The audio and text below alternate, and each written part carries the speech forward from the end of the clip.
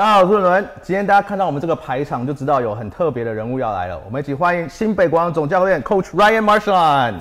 Glad to be here. Hi Ryan. Good.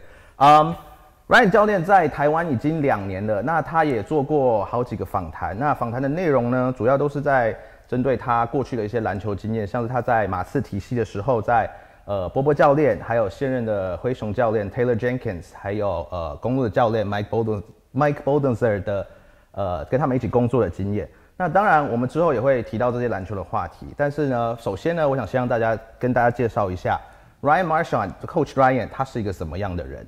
So Coach, tell us a little bit about your childhood. How did you start falling in love with basketball? Yeah, I think growing up, my parents really got me involved in a lot of different sports. Whether it was the winter for basketball, baseball in the spring, soccer in the fall, and just any sort of sports in general. They kept me very active, doing a lot of things, playing with friends, and so it wasn't really just one sport that I grew up playing. I played a lot of different sports. My parents did a good job of keeping me active, and as I grew up, obviously ended up growing, specializing in a few different sports. But yeah, from a really early childhood for me, I was playing sports ever since I was a kid. Was basketball always your favorite? I think early on it was seasonal. Basketball was one of my favorites because you didn't need much to play it. You know, you need a basketball. You could find a hoop almost anywhere along the street, at a park. You know, if it was raining outside, you find somewhere to play inside. If it was, you know, hot in the summer, we're playing outside. So it was something that I loved early on, and I just grew to love it more once I got more dedicated to the game. You just mentioned that you've been very active since since your childhood.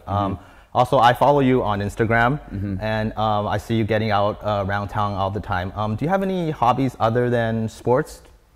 I mean, I try to keep. I've always been pretty physically active. I enjoy competition, but I love being active. I don't believe in when people say about a runner's high. I actually hate running, but I love sport. Like if I'm doing something active, like playing basketball, playing soccer, riding a bike, swimming, doing something active, that's fun for me if I can break a sweat. So I kind of get a high from that a little bit. But just exploring, I've moved so much over the years in professional basketball. Almost it felt every single year that I would be moving somewhere different, to a different state, to a different country. So I have to, it's either I stay at home or I get out and get to know the city where I'm living. And so I like being active and learning the area. Right. You just talked about all the different places you've been, but let's first talk about where you started. You were born in Oakland, which is a hot spot for basketball. Tell us a little bit about the basketball culture there. Yeah, I think, you know, I was born in Oakland. I was there when I was very young. I actually moved up to a small town in the mountains called Magalia, right next to Paradise. If you're not familiar with it, about 5 years ago, actually the town burnt down because of the fires. Almost 2 cities burnt to the ground. But my dad stayed working in Oakland, and so we were there in the summers. A lot of my family lives in the Bay Area. And just I know my dad would always talk about Gary Payton growing up. It was someone that he loved, familiar with Jason Kidd. And, you know, basketball was just, you know, you had a few of those guys who ended up being really big. And that wasn't the reason that I got into basketball, but that was something, having a lot of professional sports teams there, whether it was, you know, football with the Niners and the Raiders, the A's and the Giants, the Warriors. And then living closer to Sacramento, growing up liking the Kings as well. You know, it's just really familiar with sports in general. And you just mentioned a lot of the great players that came from Bay Area. Obviously, the late Mr. Bill Russell, who tragically passed away recently. Jason Kidd, Gary Payton, Paul Pierce, and Damian Lillard. Were any of those players, did you follow them specifically when you were growing up because they were from the area? Or were you sort of like a hometown guy cheering for the... No, not necessarily. I did enjoy following Cal sports. I know Jason Kidd went to Cal, but it wasn't, my dad I think was more of a hometown favorite for players that grew up in the area.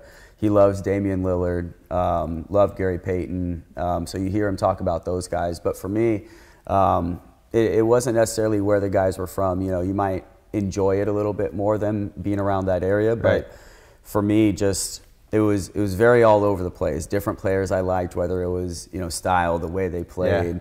So not necessarily just a hometown favorite for players. What about a favorite team? Did you have any favorite teams growing up?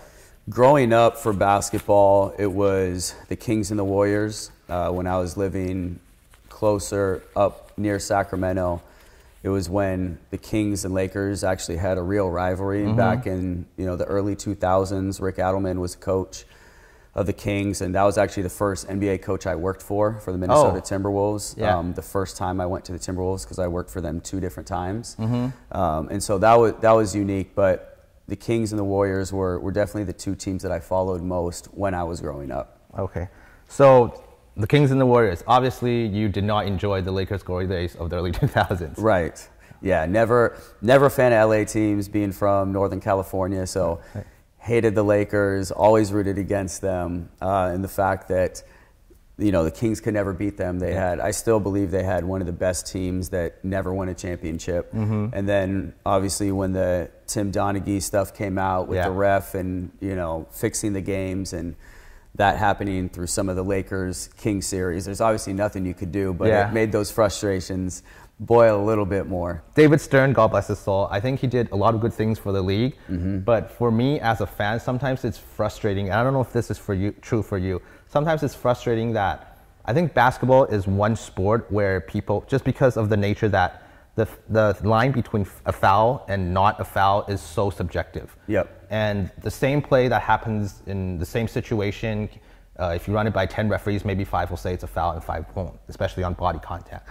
So to me, that's one of the most frustrating things as just a lover of basketball, that there will always be, you know, those haters or people that say, oh, the game is fixed or the game is rigged. And because of things like the 2002 Western Conference Finals, I really can't defend the sport that I love.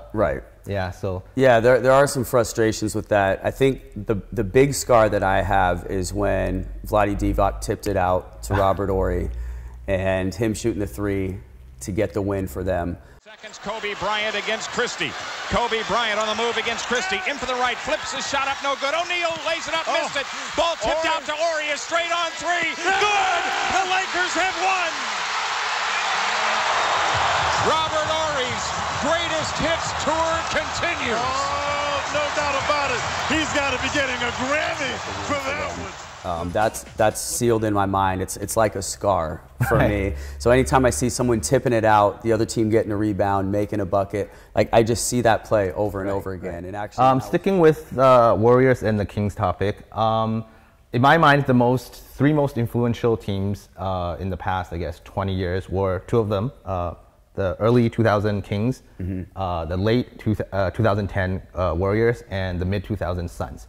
All these 3 teams starting with the Kings when they ran their Princeton offense, and then obviously the Steve Nash Phoenix Suns, which took it to another level. And then in the mid-2010s, obviously Warriors put it on super stereo mode.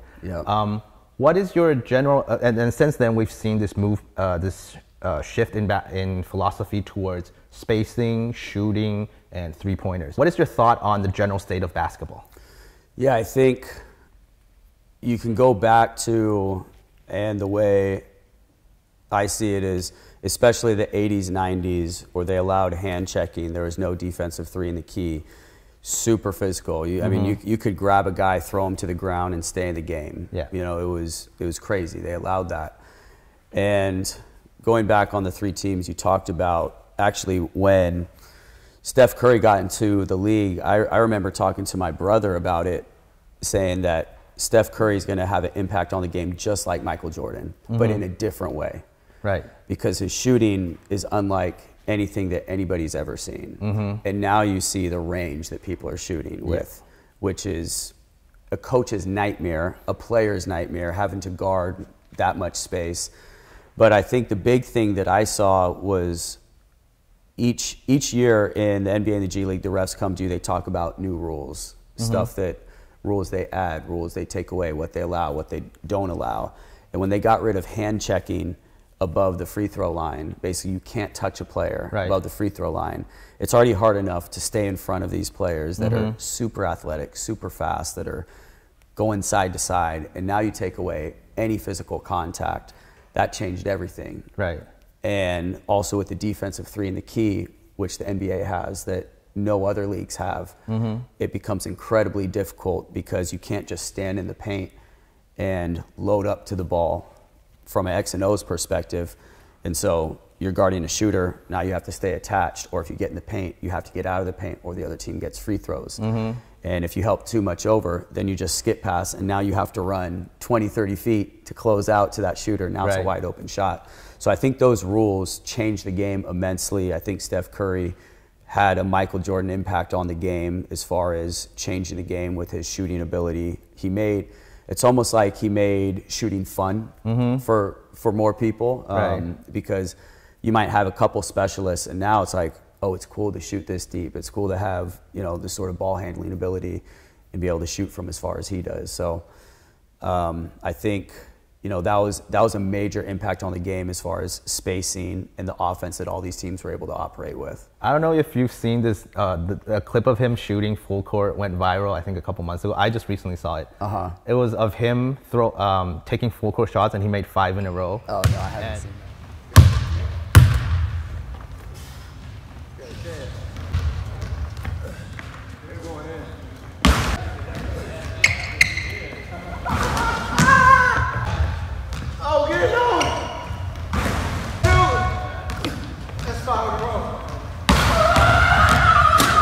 Because when I first saw that, as with many other people, their first reaction was, is this rigged? Is this or photoshopped or whatever? Did they post-produce this? Right. And the fact that people are even thinking, are even wondering if it was rigged. If it happened in the past, then people would be like, oh, this is, it's a prank, or they edit the video or whatever. Right. And people were actually heated debating in the comments, and I wasn't sure because he actually gave me the thought that it might have been real. It turned out it was doctored. He said he only made 2 and then they doctored the rest. But the fact that people are even wondering and thinking that, hey, maybe he did do this, I think is just, it's crazy. It's crazy. He's never been a player like him. Yeah, it's very unique, but he's changed the game immensely. And I think the way that some of these teams have shooters now, the big difference, especially from the NBA to foreign countries, and especially here in Asia, is guards can finish near the rim. That's a huge difference. And here, you don't have that as much. You don't have many dynamic guards that are great finishers at the rim. So you need more shooters, but shooting changes the game. And when you have guys that you can't leave any open space to them at all, it just changes how you guard. It changes an entire offense. Describe for us what coaching really is, because a lot of more recreational fans, they tend to think that coaching is just about X and O's, you drawing up plays, running a system, and things like that. Describe for us what coaching really is. What you do on a day-to-day basis. When I first got into coaching professional basketball, or being in professional basketball, I was video intern. Almost every coach I worked for early in the season, and you'd hear the exact same thing almost the same way over and over. And it became a joke to me. It was funny that every coach would say, if you can handle something on your own, do it on your own. Don't put any extra work on my plate. You'd hear that over and over again, and it was just funny. It's like, why is every single coach saying this? And they might not have had relationships with each other, but different team, different state. It's all, don't put any extra work on my plate. Don't do this. If you can handle something on your own, you take care of it.